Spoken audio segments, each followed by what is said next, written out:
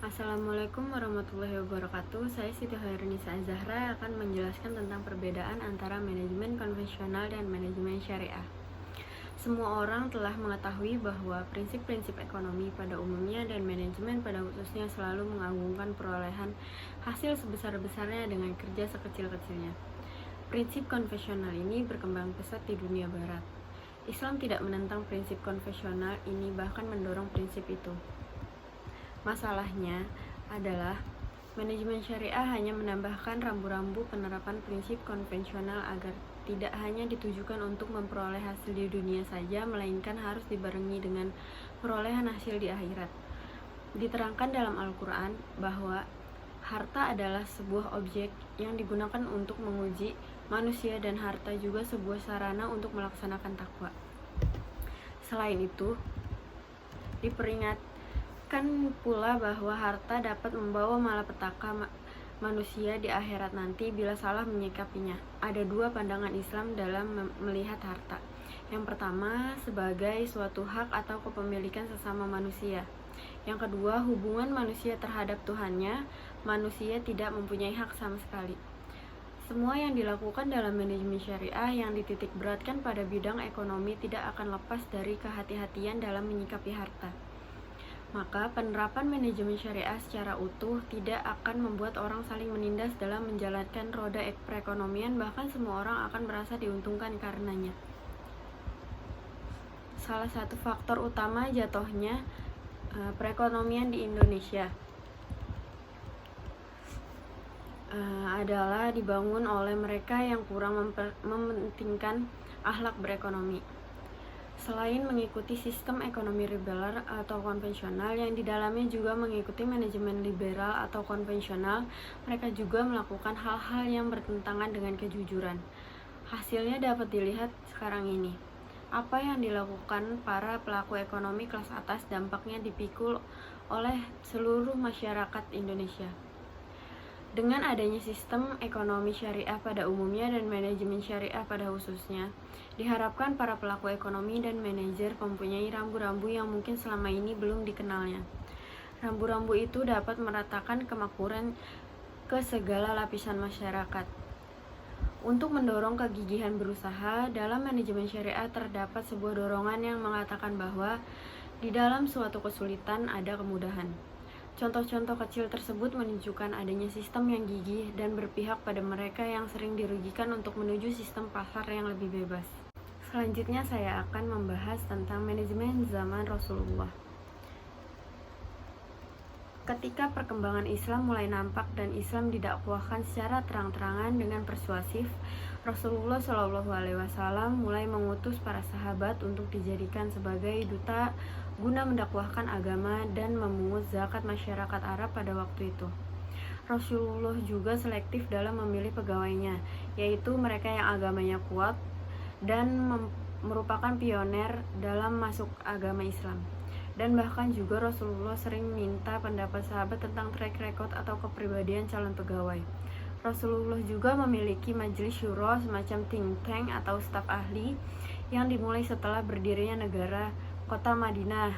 Majelis syuro difungsikan oleh Rasulullah sebagai tempat berdiskusi dan bermusyawarah untuk membicarakan masalah-masalah yang dihadapi yang berkenaan masalah keagamaan, pemerintahan, kemasyarakatan, dan hubungan dengan bangsa atau negara lain.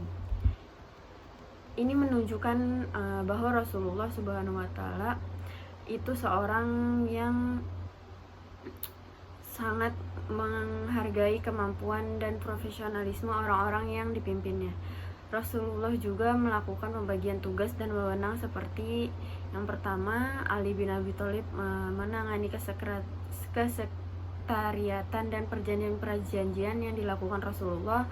Yang kedua, Huzaifah bin Almin menangani dokumen rahasia Rasulullah, dan yang terakhir yang ketiga, Abdullah bin Al-Arkam bertugas menarik zakat dari para raja. Manajemen zaman Khulafaur al-Rasyid atau Abu Bakar yang dimulai dari 632 sampai 634 Masehi. Pada zaman pemerintahan Abu Bakar, aktivitas manajemen yang dilakukannya antara lain menata wilayah kekuasaan Islam dibagi menjadi beberapa provinsi. Wilayah Hijaz terdiri dari 3 provinsi, yaitu Mekah, Madinah, dan Taif.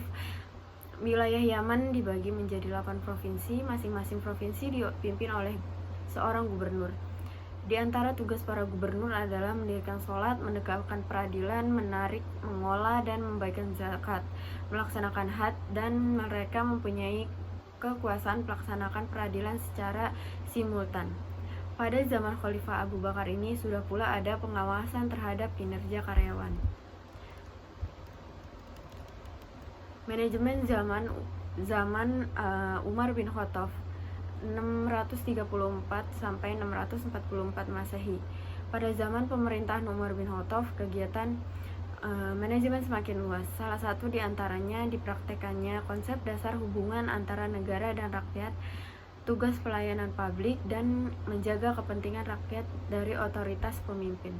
Umar juga melakukan pemisah antara kekuasaan peradilan dengan kekuasaan eksekutif, serta menetapkan ada lembaga pengawasan terhadap kinerja pegawai publik.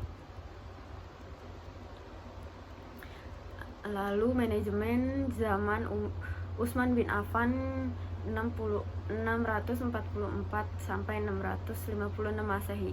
Pada zaman Khalifah Utsman bin Affan, pertama-tama kegiatan manajemen yang dilakukannya adalah menjaga dan melestarikan sistem pemerintahan yang sudah ditetapkan oleh Khalifah Umar bin Khattab.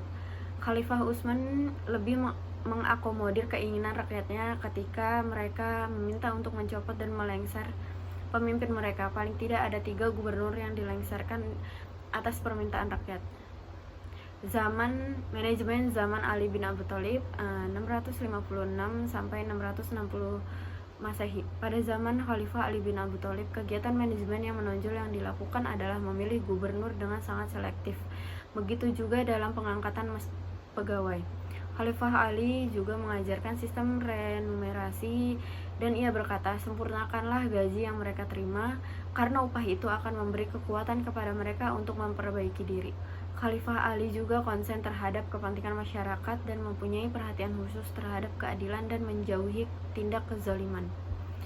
Manajemen zaman Bani Umayyah 660 sampai 750 Masehi. Kemajuan di bidang manajemen, khususnya manajemen pemerintahan yang terjadi perluasan di Al-Diwan atau lembaga kantor departemen yang telah berkembang menjadi 5 diwan, yaitu Diwan Al-Jun, Diwan Al-Kharaj, Diwan Al-Rasail, Diwan Al-Khatam, dan Diwan Al-Barid, yang tersentralisasi di pusat pemerintahan. Dan di setiap provinsi terdapat 3 macam diwan, yakni Diwan Al-Jun, Al-Rasail, dan Al-Maliyah. Sistem yang berlaku untuk masing-masing diwan ini merupakan adopsi dari Persia. Manajemen zaman Bani Abbasiyah, yaitu dari tahun 750 sampai 1258 Masehi. Pada zaman ini di bidang peradilan dibentuk lembaga Al-Hisbah yang mengawasi kehidupan sosial masyarakat dan memerintahkan kepada kebaikan dan mencegah kemungkaran. Al-Hisbah sendiri merupakan lembaga dalam rangka manajemen pemerintahan, dan orang yang pertama kali menekankan peran Al-Hisbah ini adalah Rasulullah. Seorang muhtasib atau petugas hisbah memiliki sejumlah tugas diantaranya menyelesaikan persoalan-persoalan publik, tindak pidana, memerintahkan kepada kebaikan dan mencegah kemungkaran, lalu menjaga adab, tata krama, dan amanah. Itu adalah penjelasan tentang perbedaan manajemen konvensional dan manajemen syariah yang saya dapat dari materi pertemuan kedua dari mata kuliah manajemen syariah. Salah satu contoh studi kasus yang saya ambil untuk menjelaskan perbedaan antara keduanya adalah analisis perbandingan perhitungan pembiayaan kepemilikan rumah di bank konvensional dan syariah. Studi kasus pada Bank Mandiri dan BRI Syariah. Penelitian ini ingin mencoba untuk menganalisis perbedaan perhitungan pembiayaan kepemilikan rumah antara bank konvensional dan bank syariah. Bank konvensional diwakili oleh Bank Mandiri, sedangkan bank syariah diwakili oleh Bank BRI Syariah. Penelitian ini dilakukan di Pontianak pada tahun 2016. Metode yang digunakan untuk menjawab masalah dengan menggunakan pendekatan kualitatif, yakni dengan melakukan wawancara dengan staf bagian kredit atau pembiayaan. Selanjutnya dilakukan perbandingan harga yang ditawarkan oleh masing-masing bank dengan mengacu pada platform kredit atau pembiayaan. Hasil analisis menunjukkan bahwa perhitungan bunga kredit pada Bank Mandiri menggunakan instrumen bunga dengan bunga tahun pertama adalah 9,50% karena kredit atau cicilan bulanan setiap tahun tidak sama dan tergantung dengan tingkat bunga pasaran, maka Bank Mandiri dalam hal kredit KPR-nya menggunakan bunga anuitas tahunan. Jika dibandingkan selisih harga antara KPR Bank BRI dengan KPR BRI Syariah, produk KPR non-subsidi lebih mahal KPRI BRI Syariah, namun berbeda dalam penetapan bunga. BRI Syariah menggunakan angsuran tetap dari awal bulan pertama sampai dengan angsuran terakhir. Jika dibandingkan antara produk KPR Mandiri Primary dengan KPR BRI Syariah bersubsidi, lebih murah KPR BRI Syariah, dan sistem angsuran juga berbeda, di mana BRI tetap menggunakan sistem angsuran yang tetap dari awal sampai dengan akhir angsuran, sedangkan KPR Mandiri tahun pertama tetap dan tahun selanjutnya mengikuti suku bunga pasar.